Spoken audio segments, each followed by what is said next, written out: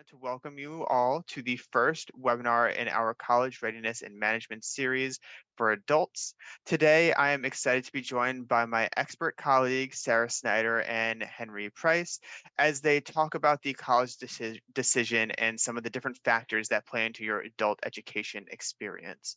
So without further ado, I'll pass it on over to them. Thank you, Maxine. Welcome, everyone. As Maxine said, this is the first session in our College Readiness and Management series. We're going to walk together through the whole college experience, from the decision-making process through to graduation and beyond by the end of this series. Starting today, we have navigating the college decision, and then we will proceed through several phases, including navigating college admissions, where you'll learn more about taking that next step if college is indeed the right course for you. You'll get all kinds of information from how the admission process works to where you can find information about financing college. Next, we'll take you through the college experience itself, showing you where you can find the help you need, effectively managing your workload, working in teams, and balancing all your priorities. And last, we'll give you resources for moving past college, how to take what you've learned and earned and use it to your advantage in meeting your personal goals. So let's get started with that all-important first step of navigating the college decision. Our objectives for today are to dispel common myths around returning to school as an adult, acknowledge the decision that needs to be made about whether this is the right thing to do or not, learn what and where to do our research, and apply research and decision-making to some sample careers to see how that would play out. I do want to provide one clarification before we get started. Henry and I and Tutor.com have no vested interest in your decision about whether to go to college or not. Throughout this webinar, we aim to provide you with decision-making tools, but we won't be making decisions for you or telling you which decision is best. This is going to be a lot of opportunity for self-reflection and suggestions about which direction your reflection might be leading you, but there are no absolutes here. So with that said, let's start with a look at some common myths and misconceptions about adult students. As every myth has some basis in truth, you'll see that some of these may be true in some cases for some students, but none of them are accurate blanket statements. As we go through each myth, I'd like you to reflect on whether you agree or disagree with the myth and what it is saying when you apply it to your own situation.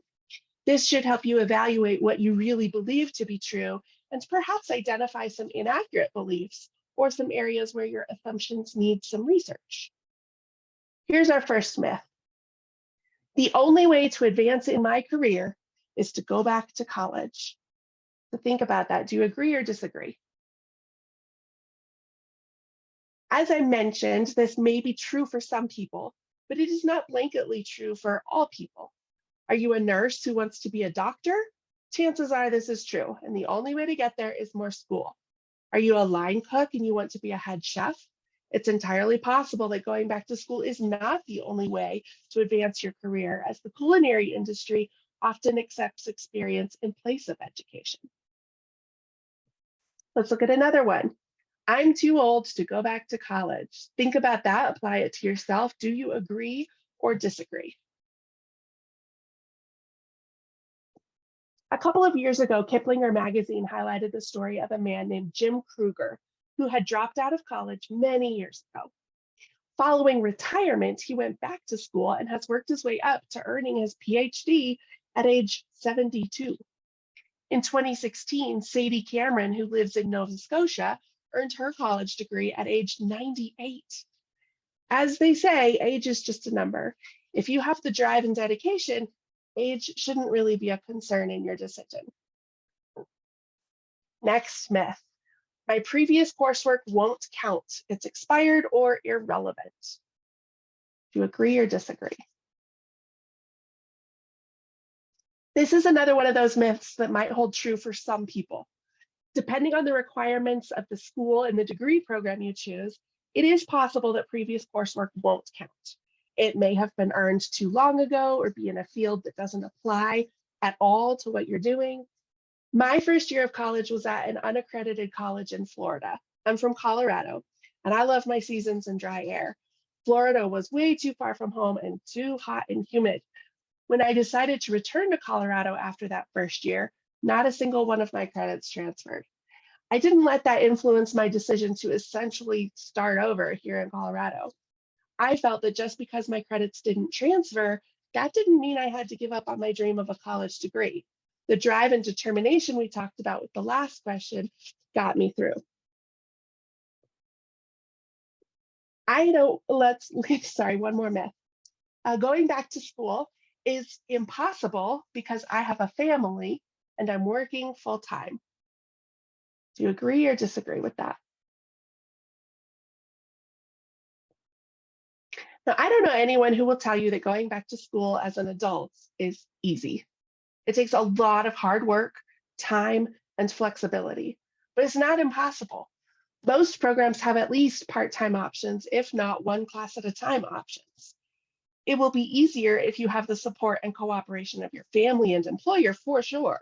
But having a family and a full-time job to juggle shouldn't be a prime determining factor in whether you choose to go to college. For me, I currently have a full-time job. I have a family, I have a husband, I have 2 little boys, and I am going back to school. It's a lot of work, but by prioritizing and lining everything up, scheduling everything really well, it's working.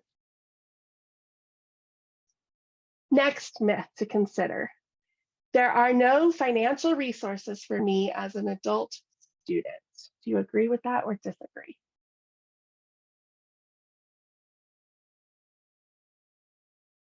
Student loans are available to adult students just as they are to traditional students coming straight from high school.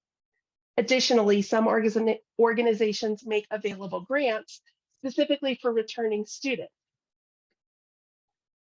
Employers might even offer tuition reimbursement if you complete courses relevant to your industry. In part 2 of our College Readiness and Management series, Navigating College Admissions, we talk more about financial aid options. So if this is a concern that you have, I strongly recommend attending that session. Even if you're still undecided about going back to school, knowing what's available may help you better make that decision. Or we have another myth. I'll need to take or retake the ACT or SAT to get in. Do you agree or disagree? Just like what we said with your previous coursework, this is going to depend a lot on the school and the program you're interested in. This is another case where research is necessary because there's no universal answer to when you do or don't need to take the ACT or SAT, which one you need to take, and what other requirements need to be met or may be exempt from taking. Find out from the school you want to go to what they require. Admissions counselors can be a great resource for answering that question for you.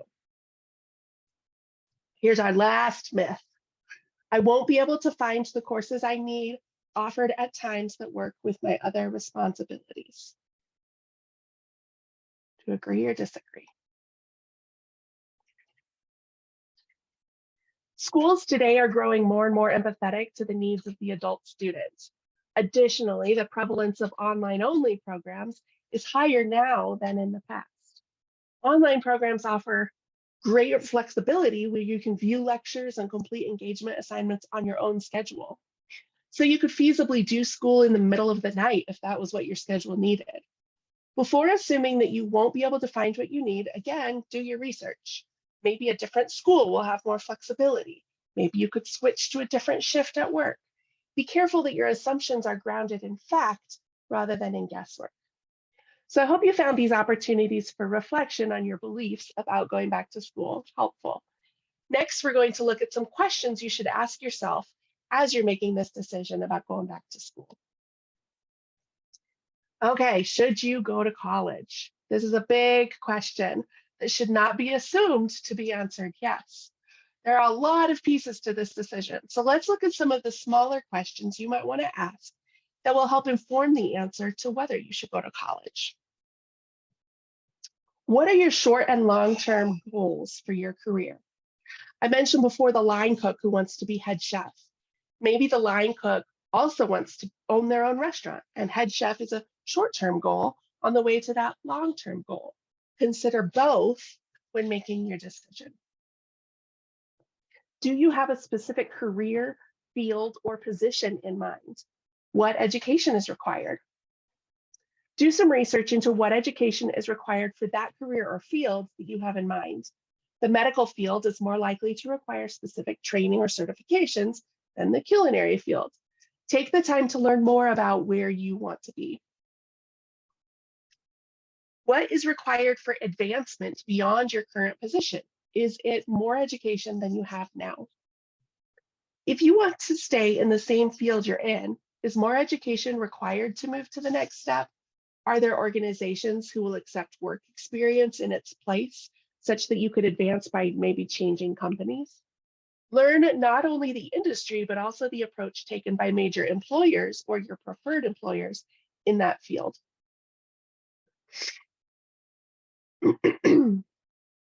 Is the earning potential associated with the degree you're considering worth the incurred cost of getting it? There's no formula here because financial decisions are incredibly personal. Unless you manage to have college paid for in its entirety by someone else, you will incur costs along the way. Do research about earning potential for people with the degree you're considering. Is the difference between what you make now and what you could make with that degree worth those incurred costs? Is it worth it to you? Will any alternatives be acceptable in place of a full-blown college degree? With so many alternatives to a four-year degree, make sure you aren't spending more time and money than you need in order to get where you want to be. Research where you can go with alternative degrees in the same field. Will they get you the same place or a similar place that is acceptable to you? So you have options like trade or technical school, two-year degrees, certificate programs, just working more or working in a different position, starting your own business. So these are all some great questions to think through as part of your decision-making process. But how do you interpret your answers? Let's look at some flags that might suggest you more strongly consider college or not. Here we have some indicators that could lean your decision more strongly one way or the other. You might want to lean yes if any of these apply to you. Maybe yes if your dream job requires a higher degree than what you have. If getting where you want to be really does require more education, college might be the right answer for you. On the flip side, maybe no, if your dream job can be attained without further education. If your dream job can be attained without further education, you might lean toward not pursuing college at this time. It might be more expense than it's worth. Maybe yes, if the financial investment will pay off within a time frame that's acceptable to you. If it will take X years to make back what you spent on your degree, and you're okay with that, college might be the right answer for you.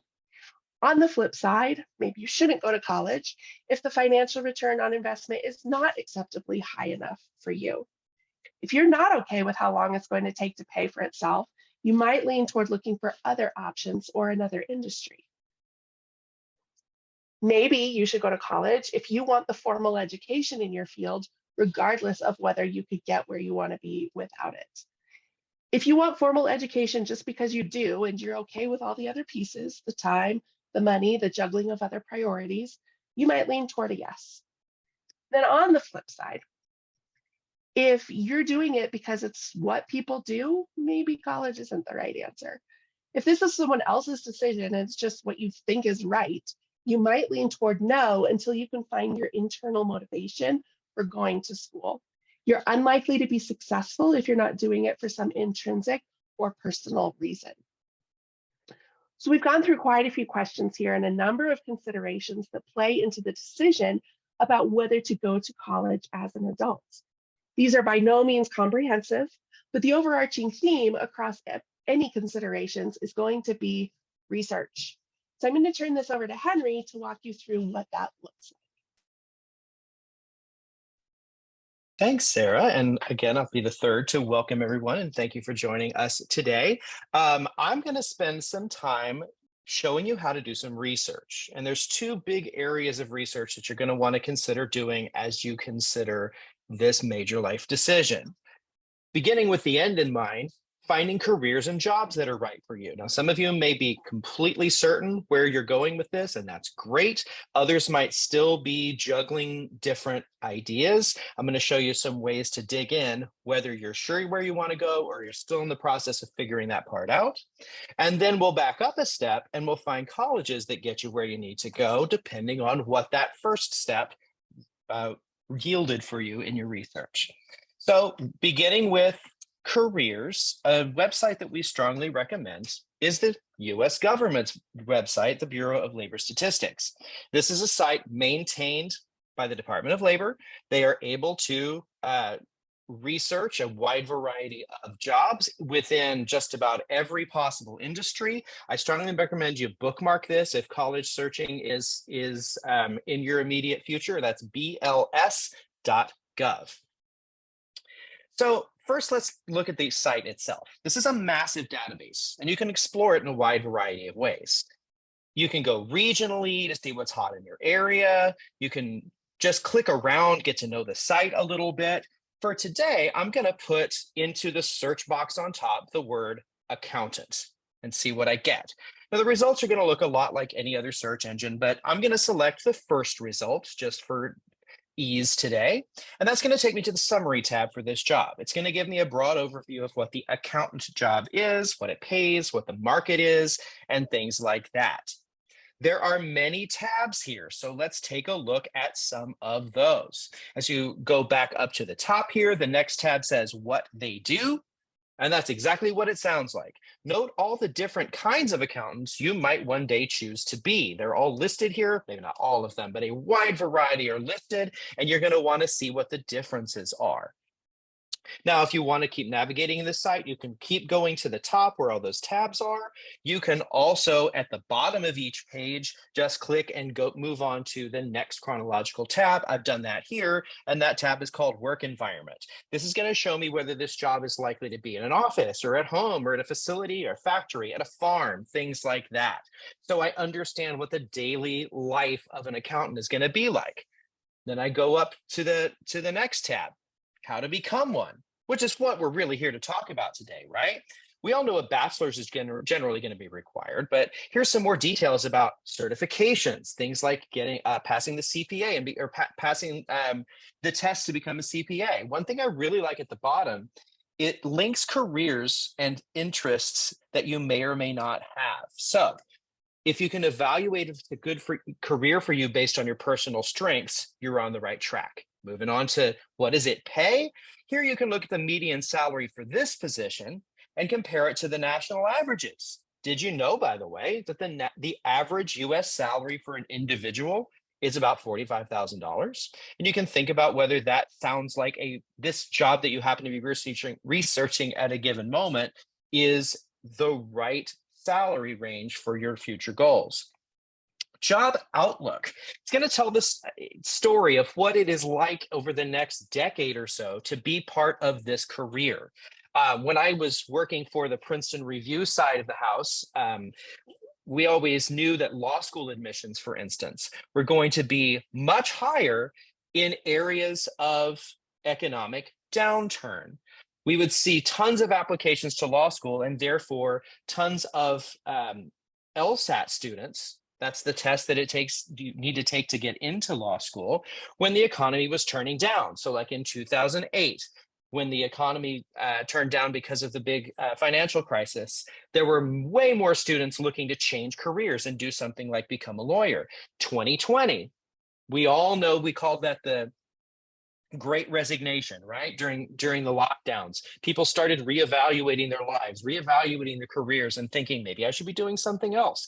There was also a lot of social upheaval in 2020, and people felt like that law degree might let them help the world in ways that they were passionate about. So we see that happen. I give all of that as an example, just to show that one of the things you can learn on that BLS site is that if you were looking ahead, say 10 years, Do we expect significant job growth? Do we expect it to be dependent on outside economic factors? What are some of the things outside my immediate control that are going to be an influence on whether this is a good career path for me?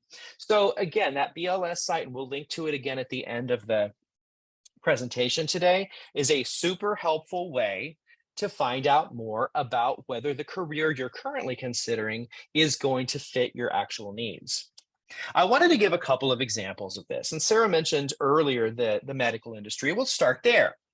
I'm going to show you 3 different nursing paths. So if you go to the BLS site and you just type in nursing, you're actually going to see a lot of different careers. So let me show you a couple of those, and this is information I got from that site. Let's start with nursing assistants. They help patients with activities like eating and bathing. They transport patients and they clean treatment areas. They might also work in home health care, not necessarily in a hospital. In order to become a nursing assistant, you do have to have some college. That's usually code for like an associate's degree, but it could also mean you just have to take a certain set of courses, whether you earn a degree or not, that give you the prerequisite skills to do the job. Over the next 10 years, we project that the job growth rate for nursing assistants will be about average relative to the overall job market in the US. And the median pay, the last time it was reported, was in the $30,000 to $40,000 a year range, so a little bit below the national average. This is, of course, an entry-level position, so it may or may not be someone's long-term goal, but it's a good place to start if you're entering the medical field. Now, you go back and you search nursing, you'll also find a career called nurse practitioner. What do these folks do? Well, they serve as actual primary healthcare providers. They can do things like ordering diagnostic tests and lab work. They're able to diagnose and treat common conditions, prescribe medications. I know 99% of the time when I take my little girl to the pediatrician, I actually am going to see a nurse practitioner, not the actual doctor whose name is on the front of the building, because I don't have to see that doctor. A nurse practitioner is more than capable of providing what we need unless something really dramatic is going on. Looking at the nurse practitioner stats, you do need a master's degree, so significantly more schooling than the nurse assistant that we looked at a moment ago. But the job growth rate in that field is much faster than average over the next 10 years. So if you were to pursue that master's degree, the odds are you would find work. And the median pay is over $80,000. So now we're talking about a significant pay bump, which is commensurate with the fact that you did significantly more schooling, probably 4 or 5 years more schooling than the quote, some college that we saw on the nursing assistant page. What about a nurse anesthetist, which is difficult to say and even more difficult to achieve, but these are among the nurses that are at the top of their profession. These are the folks who can administer anesthesia and provide care to patients before, during, and after surgery. They consult directly with patients. They provide primary care and can provide emergency services. Just a quick note, I have a really good friend whose career path looks a lot like the last 3 slides we've looked at. She started off actually before completing college, she actually worked as a midwife delivering babies. And then she decided she wanted to get into the nursing profession and began as an assistant. And then she moved up to nurse practitioner. And she is currently in a program up in Oklahoma to earn a doctoral degree and will be a nurse anesthetist, which, by the way, is an even higher level of education that is absolutely necessary for that job. Master's degree is the minimum requirement. Once again, for this job, we're projecting a much faster than average job growth rate over the next 10 years.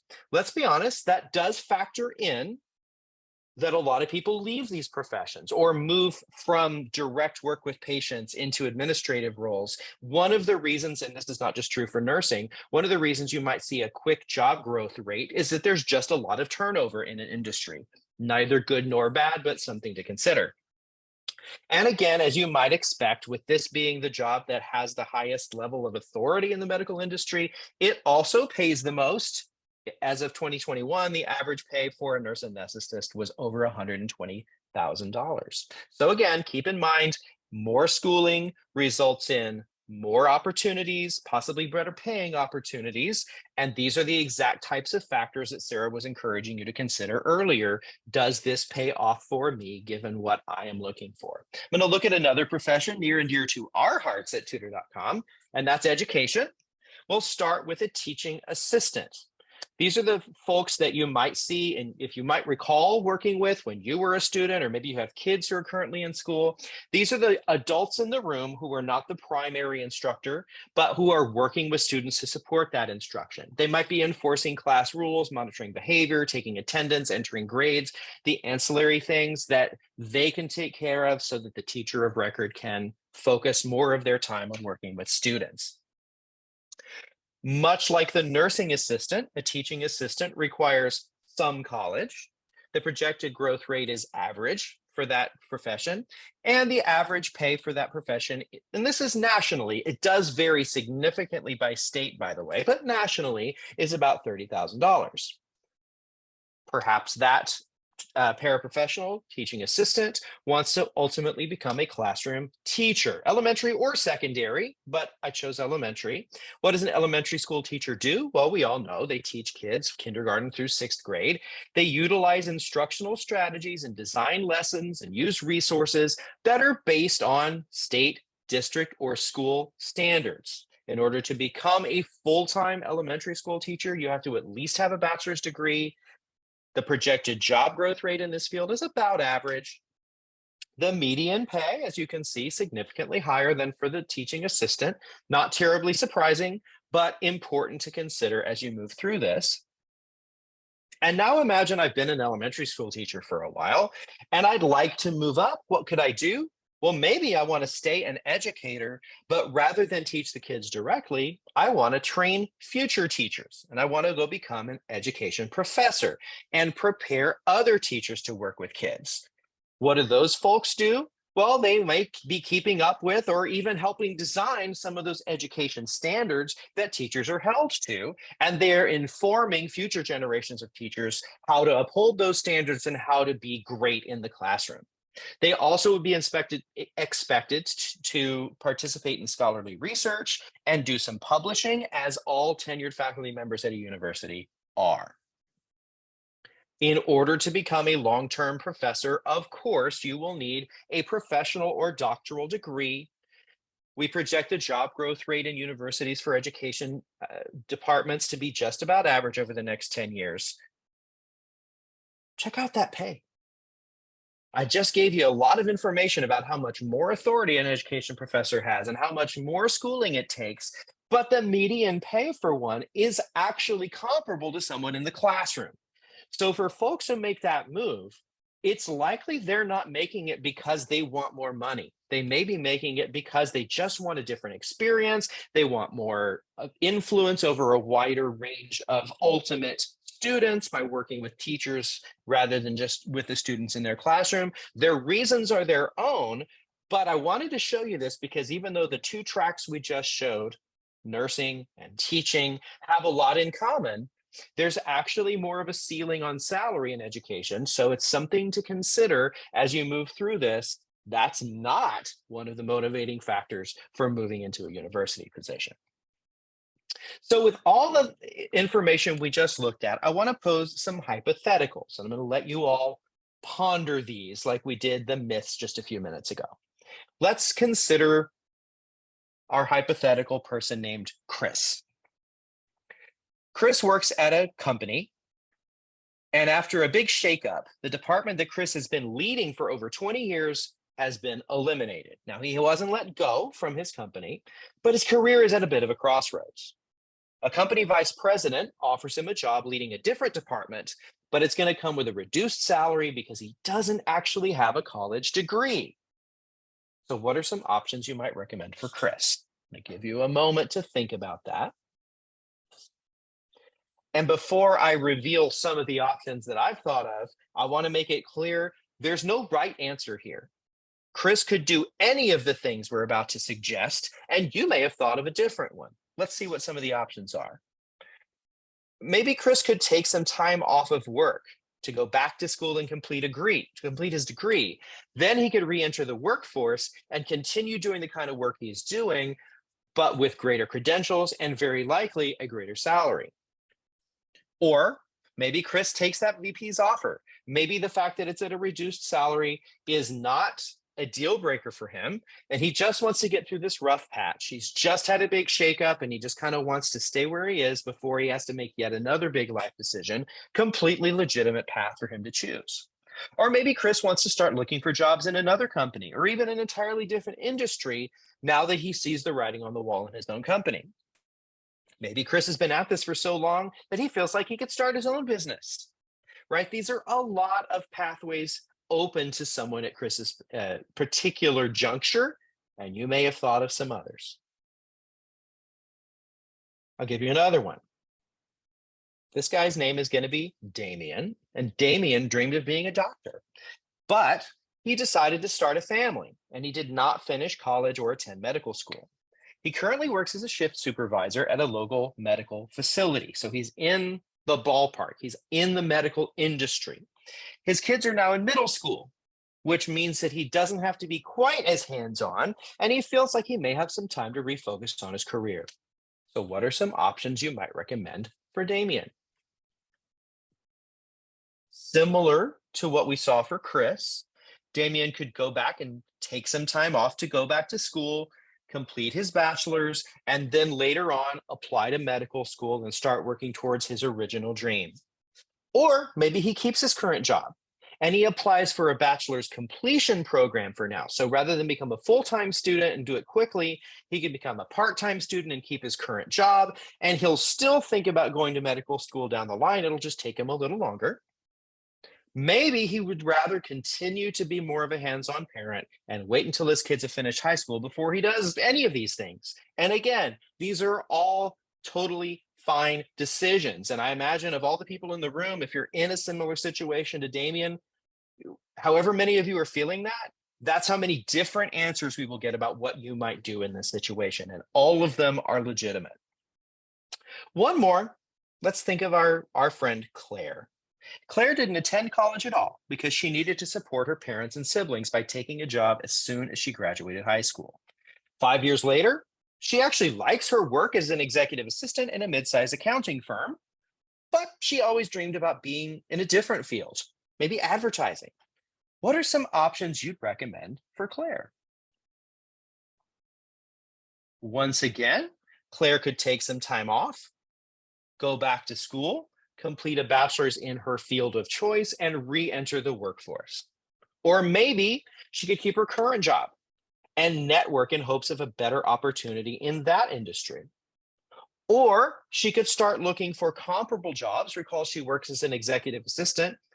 Perhaps she'll find a job doing that in the industry she's passionate about, advertising, and get in that way. And again, maybe you thought of a fourth option that's not on the screen, which would be equally legitimate to the three that we're suggesting. So to quickly reflect on what we've just gone through, what I'd love for you to do is repeat the exercise we just went through in your field. And by the exercise, I mean go and look at the Bureau of Labor Statistics pages that give you information about the careers and specific jobs that you are currently interested in.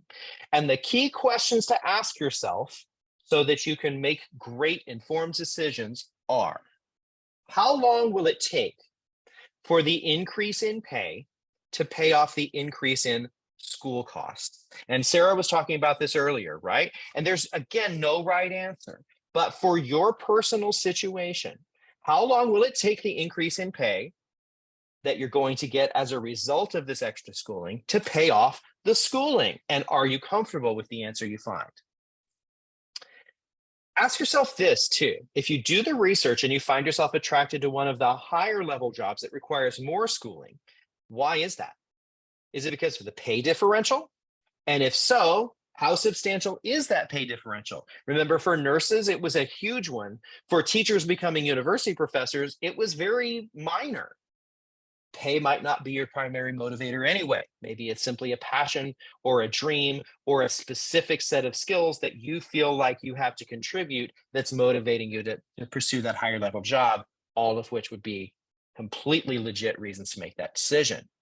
Or maybe you're attracted to the lower level job And ask yourself, is that because it simply looks more attainable? If that is your reason, which is a perfectly fine reason, is it really more attainable, or does it just seem like it would be? Sometimes the answer might surprise you. And finally, as Sarah suggested earlier, there are both long and short-term considerations. Could the lower level job that I have a better chance of attaining in the next couple of years actually be a great transition to the higher level job I'm long-term more interested in? So all of these questions you can ask yourself as you do that research. And everything we've talked about so far, at least on my side of this, has been about career research, how to understand the motivation you might have to go back to college. And if the research yields that, you know what, yeah, I think going back to college is for me, you got more research to do. One great website that does this is College Board. College Board, you might recall, is also the entity that makes and gives the SAT and AP tests. They have a great college search engine called Big Future. The URL is right there. But if you don't want to remember all of those letters, if you just go to collegeboard.org, Big Future will be one of the easiest things to find on their site. So I want to show you real quickly, just like we did with the BLS site, how to navigate the Big Future site. So you log in, and your job is to find the right college for you. One way to do that is to click down on location. I'm going to start there. Let's say I'm interested in, let's say I'm Sarah and I live in Colorado. So I'd like to search there, and I like the Colorado climate. So I'm looking in places that might have similar climates like California or North Carolina. There's hills, there's seasons, right? And I threw Alabama in there for good measure. And I click majors. Now I've seen 360 colleges. That's too many for me to narrow down just by state. So I go to majors. Let's think about nursing, as we said earlier. Haven't quite decided what nursing career I'm pursuing, so I'll go general. So general nursing degrees in those states gets me down to 169 colleges. That's still a lot, right? So I'm going to narrow it down further. I do want a 4-year degree. I don't much care about public versus private, but I am very interested in distance learning because I'm a professional. I can't go to school and live in the dorms. I'm down to 75 colleges found. Still a lot, so I'm going to narrow it down further. So I click campus life. I'm interested in maybe a mid-sized school in an urban or suburban setting. None of these factors are huge parts of my life right now. I've got 18 colleges. Now, down from what was originally 360 when all I did was search in a few states that I wouldn't mind living in. This is manageable. 13 colleges is a manageable number for me to do actual research into and make decisions about, and that I can do. I can then click on the names of those colleges. I can find out more, like what do they cost, what are the admissions requirements, and I can do really good research based on all of the really good information that I have found in researching both my potential career and the colleges that might be able to get me there. And with that, I'm going to hand it back over to Sarah, who's going to give us one more preview of what's coming in the next few weeks. Thank you so much, Henry, for the research resources and the practical walkthrough of some scenarios that will help us implement those questions we should be asking ourselves. So helpful. Before we send things back to Maxine to open it up for questions, I want to quickly share with you the dates of the remaining sessions in this series. So join us again later this month in April 11th, that's next week, Navigating College Admissions, the week after, the college experience, what to do while you're actually in college, and the 25th, Navigating Life After College, what to do after you're all done. You can find recordings of previous webinars and keep up with future offerings on our social media pages. And thank you so much for joining us today, Maxine. I'll hand it back over to you. Yeah, thank you. So again, as Sarah mentioned, there are going to be recordings, some information about these upcoming webinars in a follow-up email, so do keep an eye out for that. And then also follow us on our socials. That way, any information about other college readiness series that we're doing, student success series, or even some career stuff, all of that will be available. And you can find out more information through our social media pages. Now, again, if there are any questions that anybody wants answered, feel free to drop those into the question box. There was one that came in, and it had to do with something that you mentioned earlier, Sarah, where you said it's totally possible to go back to school if you have a full-time job or are a caretaker. But do you have any tips on how to manage all of that? Oh, that's a great question. Obviously, it's going to vary a little bit depending on what your responsibilities are. Everybody's is going to be a little different. Like I mentioned, my responsibilities right now, I do have a full-time job and a husband and two young boys. And on top of all that, I didn't mention we're actually homeschooling one of them. So the process of evaluating whether and how to go back to school was a lot of laying everything out literally on paper. This is when I would do all of the things that I do.